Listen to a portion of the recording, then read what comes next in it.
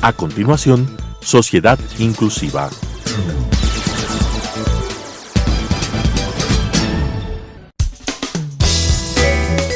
Clasificación A.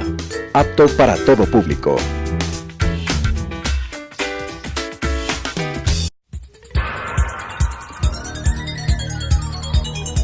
Las opiniones vertidas en este espacio por la producción y dirección del programa son de exclusiva responsabilidad de sus autores y de quienes intervienen en ellos.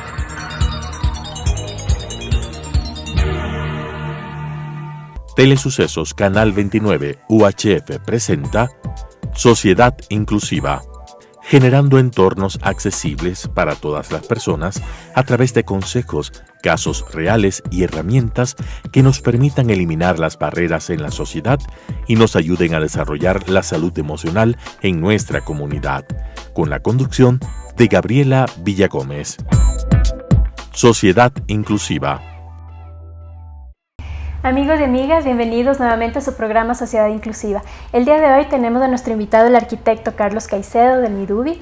Vamos a tratar el tema de accesibilidad al medio físico. Bienvenido, Carlos, ¿cómo estás? Muchas gracias por la invitación, muy bien. Bueno, Carlos, el día de hoy queríamos un poco enfocarnos en todo el tema de la accesibilidad al medio físico.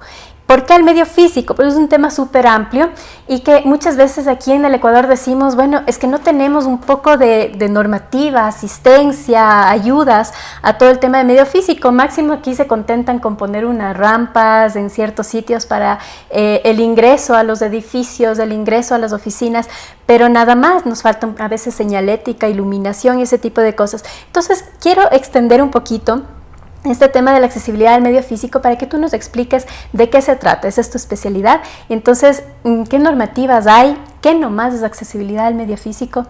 Ayúdanos para involucrarnos un poquito más en todo aspecto. A ver, empecemos con la historia de la accesibilidad.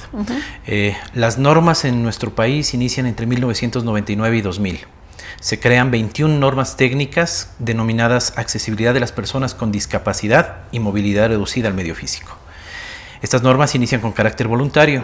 En el 2010 pasan a ser obligatorias y de hecho comienzan a ser los referentes en todos los GATS para hacer ordenanzas municipales sobre accesibilidad. A partir del 2014, CONADIS, Midubi, CETEDIS y también sociedad civil, federaciones de discapacidad se empoderan de este tema y comenzamos a actualizar todo lo que es la normativa. Cuando hablamos de todo lo que es la normativa, muchas personas relacionan netamente rampas y cuartos de baño. Y pues tenemos una infinidad de elementos, ayudas y accesorios que lo que permiten es tener una cadena de accesibilidad. Cuando hablamos de una cadena de accesibilidad es que una persona, independiente de su capacidad o discapacidad, pueda desenvolverse, ingresar, hacer uso de cualquier tipo de bien o servicio en igualdad de condiciones de los demás. Por lo tanto, rampas, anchos mínimos de puerta, alturas máximas de ventanas, franjas de transparencia o rotulación que le permitan a una persona con discapacidad sensorial poder direccionarse, bandas podotáctiles. Ese era uno de los principales problemas en el transporte público. Incluso donde prender y apagar la luz y eso que hay veces que se nos pasa. O sea, tenemos una altura para los interruptores, para prender y apagar las luces y la verdad se nos escapa cuando viene una persona de baja estatura, por ejemplo, incluso un niño. Entonces no tiene la accesibilidad a este tipo de cosas. Y las nuevas normas lo tienen. Cuando hablamos de accesibilidad no netamente es únicamente para personas con discapacidad. Hablamos de todas las personas, niños, niñas, personas de talla baja, adultos mayores, mujeres embarazadas, personas en condición de obesidad. Lo que tú hablabas, cosas tan imperceptibles como la altura mínima o máxima que debe tener un mesón de cocina para que pueda ser utilizado por todas las personas. La altura de los accesorios como interruptores o cualquier tipo de artefacto, implemento de aseo dentro de un cuarto de baño, para la mayoría son imperceptibles y usualmente se manejan alturas estándar considerando una normalidad, entre comillas, que no es aplicable a nuestra realidad. Mientras las cosas estén a una altura mucho más accesible, podrán ser utilizadas por todas las personas. Ahora, tú nos dices, nos enfocamos mucho más en rampas y por ejemplo, en los baños, ¿no es cierto? Pero incluso ahí hay fallas, porque la gente pone rampas simplemente porque voy a cumplir y entonces puse la rampa. No saben las dimensiones, no saben los ángulos. Eso es súper importante saber y sabemos que tenemos una normativa de eso. Y en los baños también, pongo un tubo y listo, pero no sabemos si es un tubo horizontal, si es un tubo vertical, si es que tenemos que poner los dos tubos porque cada uno tiene una función diferente. Entonces, ¿qué nos puedes decir de esta normativa y la especificidad que tenemos? Seguro, el principal problema es el desconocimiento. El desconocimiento a nivel nacional de los profesionales encargados de diseñar y de construir entornos más amigables. La normativa técnica primero es de uso obligatorio, tanto desde el nivel jurídico como desde el nivel técnico. Esta es de las contadísimas normativas que tanto tienen sustento internacional a través de las convenciones internacionales que firmó el Ecuador, respaldado con la Ley Orgánica de Discapacidades y su reglamento desde el punto jurídico, y un reglamento técnico, el 042, que establece la obligatoriedad de incorporar la accesibilidad, todas las normas, en todo proyecto público o privado con acceso al público. Ahora, vuelvo a reiterar, el mayor problema es el desconocimiento. Quienes están acostumbrados a utilizar una o básicas maneras de distribuir los espacios, los ambientes, y se olvidan la altura que debe tener un inodoro, un urinario, un lavabo, que los lavabos no requieren pedestales, aspectos que para la mayoría pasan imperceptibles, pero para personas con discapacidad, para personas con movilidad reducida, son imprescindibles. Ahora, ¿quién se encarga de todo el tema de la normativa? Ya nos dijiste las entidades que han estado realizando la normativa, pero de hacer el seguimiento. ¿Cómo ponemos en práctica todas estas normas? Por ley son los GATS, los gobiernos autónomos descentralizados municipales, quienes tienen que aplicar y hacer cumplir la normativa. ¿Por qué? Porque ellos se encargan de revisión de planos, de aprobación de planos, por lo tanto son juez y parte, porque también se encargan de elaborar sus propios proyectos municipales, los cuales deberían cumplir con normativa y también tienen serias falencias. La ley le da esta potestad, esta pertinencia a los GAT para que sean ellos quienes controlen la aplicación de la normativa técnica. Es allí donde lastimosamente tenemos mayor cantidad de fallas. Sí, o sea, ¿qué podemos hacer como ciudadanos en el momento que yo veo que la calle, la vereda por donde yo estoy circulando, si soy una persona con discapacidad, por ejemplo, me invento discapacidad física y uso silla de ruedas, y tengo baches en la vereda, tengo huecos y que no me permiten circular por el lugar donde debería circular como peatón? Entonces, ¿qué puedo hacer? ¿A quién puedo acudir para que esto se arregle? Seguro, podemos ir directamente al municipio. ¿Por qué? Porque ellos son quienes se encargan del seguimiento y de la construcción como tal de los entornos urbanos. También podemos ir al CONADIS. El CONADIS se encarga de recibir todas estas quejas, principalmente para aquellos que son de servicio al público. CONADIS puede realizar directamente las inspecciones técnicas, levantar una ficha y sacar una observancia. Los últimos 4 años se realizaron las observancias al sistema de transporte público de la ciudad de Quito. Y de hace 4 años a lo que tenemos ahora, si bien es cierto, no es totalmente accesible, ha incrementado un grado mucho más alto de accesibilidad. Solo en el caso de transporte se han incorporado las bandas podotáctiles, estas bandas amarillas, pupiadas y de canales para personas ciegas. Se han incorporado planos ápticos en alto relieve que permiten a una persona con discapacidad visual, no necesariamente ciego, poder acceder a la información. Y a cualquier persona, no solo hablemos de discapacidad, personas que son extranjeros, que requieren cualquier tipo de información, lo van a acceder de una manera mucho más sencilla. En todos los entornos públicos se han modificado hasta mobiliario urbano, elementos, apoyos isquiáticos,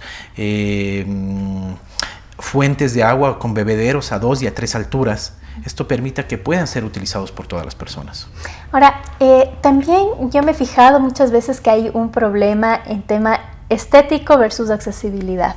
¿Qué es lo que pasa? Hay veces que ponen este piso podotáctil en las veredas, en las aceras de la ciudad para que sean bonitos, pero pierde la funcionalidad. ¿Cómo podemos hacer para que esto cambie? Porque, claro, o sea, si viene una persona con discapacidad visual, entonces dicen, ay, qué bonito, aquí piso podotáctil, entonces esto es señal de advertencia de peligro, pero no. Resulta que sigue el piso podotáctil y después me enfrento directamente con un árbol y después con una silla que está ahí como para sentarme en la acera y realmente no tiene la funcionalidad que debería tener. Nuevamente, el desconocimiento de la normativa. La normativa, pese a ser técnica y muy densa, es muy fácil de aclarar, de entender el momento que tú la lees detenidamente. Las bandas podotáctiles en la ciudad de Quito, lastimosamente, han sido utilizados como elementos ornamentales. Te remarcan, como tú dijiste, bancas, elementos urbanos, mobiliario urbano, y no marca direccionamientos, que es realmente su función para personas con discapacidad visual. Colocamos volardos, que son estos postecitos que tienen como 70 centímetros de altura, cuya función es proteger al peatón, pero los colocan para cualquier otro tipo de función, excepto para la que realmente... Claro, por ejemplo, para que no se parqueen los autos ahí en la vereda, ponen esos bardos, pero resulta que tampoco le ponen la pintura que resalte, y entonces viene una persona, por ejemplo, con discapacidad visual, y se puede tropezar y tener un accidente. Ni siquiera una persona. O cualquier persona, alguien que vaya chateando en su celular o conversando distraída, si el volardo no tiene la señalización adecuada, va a tener un tipo de accidente. Háblanos de la importancia de toda esta señalización. ¿Por qué tiene que tener la pintura esta que resalta, la pintura amarilla, los volardos o las partes donde indiquen seguridad, advertencia, prevención? ¿Por qué la pintura amarilla? ¿Por qué la pintura roja? ¿Por qué la pintura verde? ¿Qué tiene que ver cada una? A nivel internacional, el amarillo marca encaminamientos. Encaminamientos es recorridos direccionados hacia puntos de interés. Sin embargo, si yo tengo un piso amarillo, un piso que no me dé el suficiente contraste, tengo que cambiar de color. No es que debo ser sí y solo sí el color amarillo. Yo busco el color que mejor se adapta. ¿Por qué? Porque tengo personas con deficiencia visual. No son ciegos, pero ellos lo que requieren es un contraste visual. Y si tengo un piso amarillo con un piso el cual no contrasta adecuadamente, cromáticamente, pues no estoy haciendo ningún tipo de ayuda. Entonces lo maravilloso de la accesibilidad es que te toma en cuenta muchos aspectos, no solo el contraste visual, el alto relieve, el bajo relieve, que muchas veces jueguen factores que son ajenos a, como utilizar tipografía necesaria, legibilidad, que la letra tenga alto relieve, que el tipo de letra sea el que más fácil pueda ser identificado por todas las personas. Olvidarnos de las famosas letras con curvas y palos secos, cuando debo utilizar la letra que por tipografía me asegure que la mayor cantidad de personas, digamos que utilizan lentes, puedan acceder fácilmente a la información. Ahora, tenemos otro punto también aquí muy importante, que es la señalética. En la señalética, en el momento que yo pongo para un elevador el braille, ya pienso que cumplí con la accesibilidad, pero resulta, no sé si es que han cambiado los porcentajes, la última vez que investigué, solo el 20% de personas ciegas utilizan braille aquí en el Ecuador. Tal vez aumentó la cifra, pero creo que no es suficiente. No sé qué podemos hacer al respecto. Es verdad, no todas las personas ciegas utilizan el braille, y no todas las personas ciegas requieren braille como tal. Es una barbaridad que pidamos menús en braille cuando puedo acceder a través de sensibilizar, capacitar a las personas que dan atención al cliente para que la persona ciega pueda acceder a toda la información sin necesidad de utilizar el braille. En ascensores, por ejemplo, puedo incorporar el braille, pero de nada me sirve si el ascensor como tal no está marcado en piso. De manera que yo pueda identificar a distancia o por textura en piso la existencia de una circulación vertical, sea ascensor, rampa, escalera. Es esta la manera como la accesibilidad va marcando parámetros que permitan hacer el uso fácil de todo tipo de entornos. Ahora, el pasamanos. Es otro punto también de la accesibilidad súper importante. Nosotros tenemos en algunos sitios donde hay escaleras los pasamanos por seguridad, entonces también la gente piensa que cumplió con eso, entonces tengo ahí el pasamanos, pero resulta que las normas nos exigen un pasamanos doble. ¿Por qué es esto? ¿Qué es el pasamanos doble? A ver, primero, sí, todas las personas te colocan un solo pasamanos a 90 centímetros y he cumplido, para nada. Se requieren dos pasamanos. Uno a 90 y otro a 75 centímetros desde el nivel del piso terminado. ¿Por qué? Porque un usuario de silla de ruedas, un niño, una persona de talla baja, un adulto mayor, se va a asir del más pequeño, del más bajo, no del más alto. ¿Por qué? Por facilidad, por seguridad. Tenemos un tercer pasamano, es un tope intermedio a 30 centímetros del piso, que es realmente diseñado para el tope de bastón de personas ciegas y también para evitar que coches de bebés, coches de productos y obviamente usuarios de sillas de ruedas puedan tener accidentes en los bordes, sean estos rampas o escaleras. todos los elementos, desde pasamanos, alturas de inodoros, apoyos isquiáticos, son pensados para que sean de uso de todas las personas. Por eso un diseño de un pasamano a doble altura es la manera más práctica de asegurar que todas las personas pueden hacer uso de ese accesorio.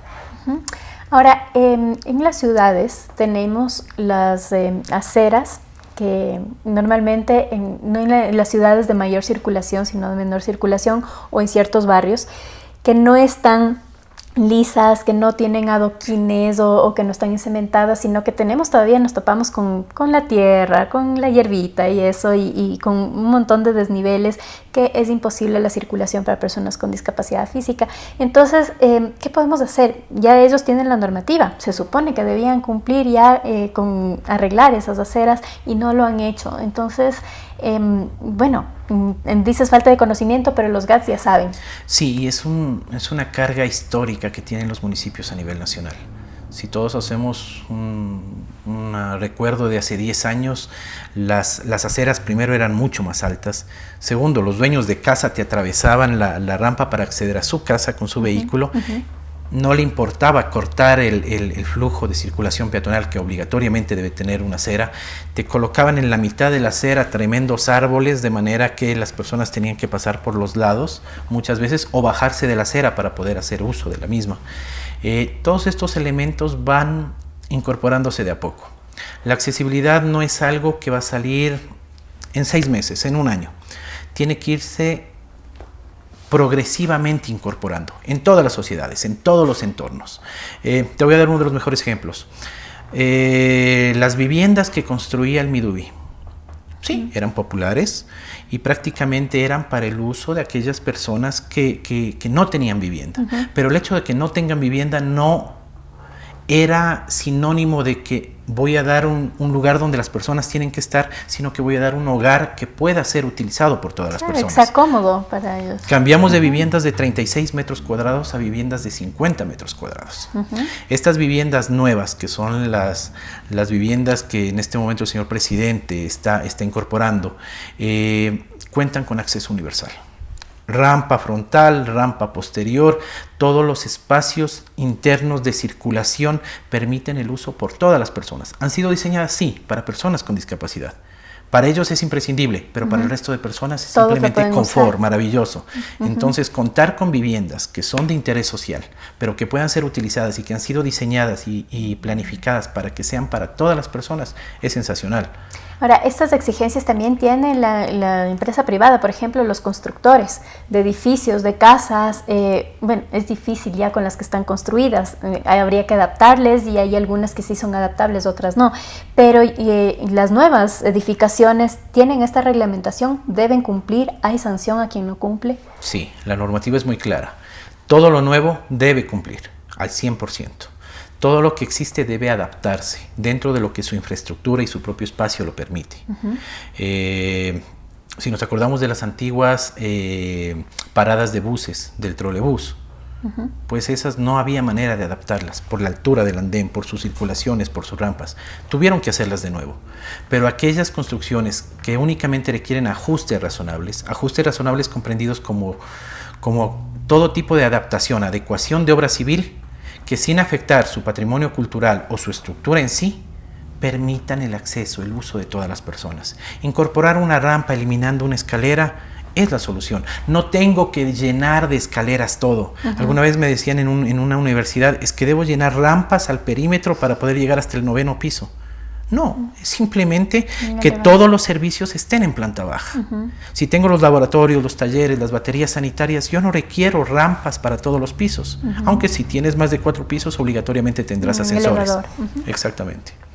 Ahora, hablando del trolebús, tenemos este problema también que si bien existen las rampas, se queda un fragmento ahí, un hueco, que he visto personas que se han accidentado ahí, han metido su bastón y se han caído. En la silla de ruedas también hay mucha dificultad en acceder a estos espacios, sobre todo porque son transportes que son muy ocupados, ¿no es cierto? Hay mucha gente. Entonces, si es que igual ya se están haciendo las nuevas paradas o las nuevas rampas, ¿qué podemos hacer para que no existan estos pequeños detalles que de todas maneras siguen siendo inaccesibles? En el sistema de transporte tenemos incumplimiento de normativa. Cuando se elaboró la norma de terminales y paradas de transporte, se trabajó con AMT, ANT, MTOP, Secretaría de la Movilidad, por lo menos unos 40 actores diferentes. La separación máxima entre el andén, donde las personas están esperando, y la unidad de transporte no puede superar los 10 centímetros. 10 centímetros comprendidos como el espacio donde el pie de un niño puede pasar. Exacto. Exactamente. El espacio para que no quede atascada una silla delantera de una silla de ruedas, una rueda delantera de una silla de ruedas. El taco de una señora, por supuesto, el bastón de una persona ciega, o simplemente cualquier persona que por distracción pueda caer allí. La distancia máxima son 10 centímetros y el desnivel máximo entre los dos también no puede superar 2 centímetros, a favor o en contra. Nuestro gran problema histórico en la ciudad de Quito es que primero vinieron las unidades articuladas, luego las biarticuladas, luego llegaron los buses enormes y cada bus tiene diferente altura en el interior. Las camas interiores son mucho más altas, pero tenemos una sola altura de andén. En un inicio la rampa desmontable era la mejor solución, pero luego llegaron los buses articulados y la rampa ya no alcanzaba. Y ahora con los buses plomos, si soltamos la rampa, pues tendremos una pendiente que es insalvable. Y ni hablar, por ejemplo, en Ecovía. En Ecovía tuvieron que incorporar unos volúmenes, con todo respeto, que son espantosos y mortales y prácticamente inaccesibles para usuarios de silla de ruedas y que han causado muchos accidentes a personas con movilidad reducida. Pero esto es un proceso. Han terminado lo que son paradas de trolebús, empezarán con Metrovía, luego con Ecovía y la idea es que todas las paradas se estandaricen. ¿En qué? En sus condiciones, en sus especificaciones, altura, uso de apoyos isquiáticos, de elementos urbanos, que a la larga después tengamos un sistema de transporte público, primero económico, segundo de calidad.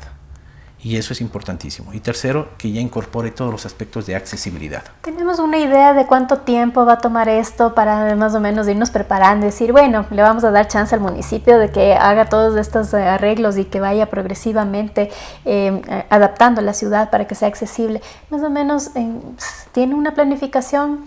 Existe una planificación, pero depende realmente del municipio que se comprometa a realizar estos procesos. Ellos te pueden decir, en 2 años reemplazaremos todas las paradas, pero es posiblemente por problemas o administrativos, económicos o los que vengan, que en 2 años ni siquiera se ha suscrito el contrato. O al revés, de pronto en 2 años ya están cambiadas todas las paradas. Es el municipio quien tiene que responder por el tema de transporte como tal, de realizar estos ajustes, estos cambios. Hablarte y poner mi mano al fuego de que vamos a realizar esto no lo puedo hacer porque primero no es mi institución. Y segundo, ellos también dependen de otros factores para poder realizarlo. El tema del trolebús tomó más tiempo del que se estimaba.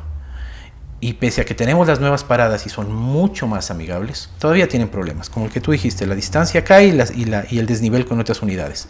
Pero de a poco se van a ir subsanando. Todos los problemas tienen que ir subsanándose de a poco. La accesibilidad de nuestro país va cambiando y muchas veces son pequeños detalles los que comienzan a impulsar este cambio, que comienzan a salir libros en braille, que miremos, por ejemplo, ahora ya con normalidad, que todos los espacios televisivos tengan la incorporación de un intérprete de lengua de señas. Antes aquí era insalvable, pero puedes contar con el apoyo de Conadis. Conadis presta este servicio y prácticamente impulsa el acceso de todas las personas a la información. Entonces, para el tema de accesibilidad, ¿quién hace el seguimiento? ¿A quién puedo yo acudir como ciudadana para decir, bueno, aquí en mi ciudad falta esto para la accesibilidad, quiero tener una idea de cuánto les va a tomar, si se está haciendo algo o no, sino para yo como ciudadana poder presionar? Hay otro tema, por ejemplo, los parqueos para personas con discapacidad. Tenemos el problema de que hay personas que siguen parqueando en esos sitios y no les permiten tener ese acceso libre a las personas con discapacidad. Entonces, ¿qué es lo que dicen? No, lo que pasa es que yo vivo en este edificio y aquí nadie se parquea.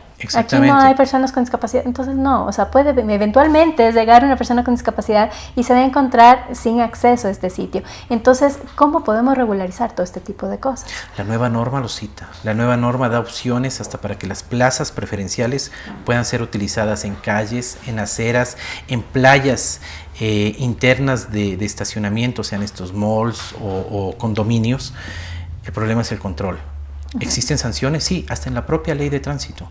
por el inadecuado uso de las plazas preferenciales. El problema es quién controla, quién sanciona. ¿Como ciudadana puedo exigir eso? Totalmente. Podrías tomar una foto y pasar un tweet o enviarlo directamente, en el caso de las plazas de estacionamiento, a la ANT, a la empresa pública de transporte de pasajeros, en lo que es entorno urbano directamente al Midubi y a los municipios, y siempre basarse también en el CONADIS. Ellos realizan observancias las cuales pueden complementarse directamente con Midubi para poder presentar una realidad, un informe técnico que no solo prevea en papeles lo que está sucediendo, sino que también traiga consecuencias, es decir, que se motiven los cambios, sean estos jurídicos o técnicos, pero que se motiven los cambios de lo que estamos viendo. Muchas gracias, Carlos. Bueno, me quedo pendiente de otros temas interesantes de accesibilidad universal, por ejemplo, el tema de parques, lugares recreativos, web accesible y todo ese tipo de cosas, que te voy a invitar para el siguiente programa para que tratemos de esos temas, bienvenido. Porque ahora ya hemos acabado el tiempo de este programa. Te agradezco mucho por estar aquí con nosotros, por aclararnos estos temas, y a nuestra querida ciudadanía que sepa que tenemos la normativa, una vez más, tenemos la normativa, está establecida. Lo que nosotros podemos hacer para apoyar a que se cumpla es justamente estas denuncias. Podemos ir, tomar una foto, tomar un video para que estas personas que están infringiendo ya no infrinjan más, que sean sancionadas, e incluso los municipios que den apoyo a estos lugares que todavía no son accesibles. Si Carlos, me permite cerrar, si me permite cerrar, no solo es la eliminación de barreras arquitectónicas, es la eliminación de barreras actitudinales.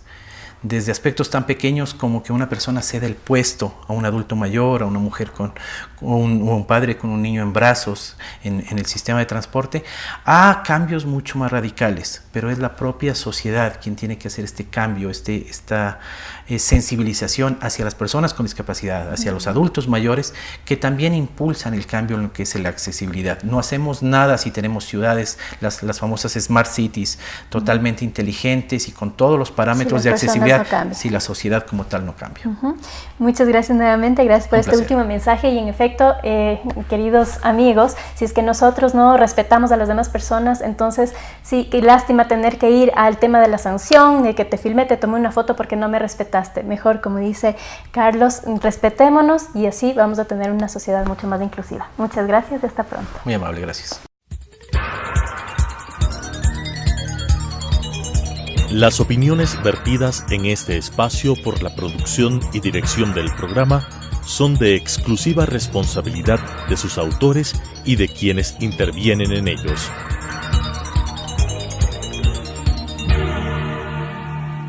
Telesucesos Canal 29 UHF presentó Sociedad Inclusiva, generando entornos accesibles para todas las personas a través de consejos, casos reales y herramientas que nos permitan eliminar las barreras en la sociedad y nos ayuden a desarrollar la salud emocional en nuestra comunidad, con la conducción de Gabriela Villagómez.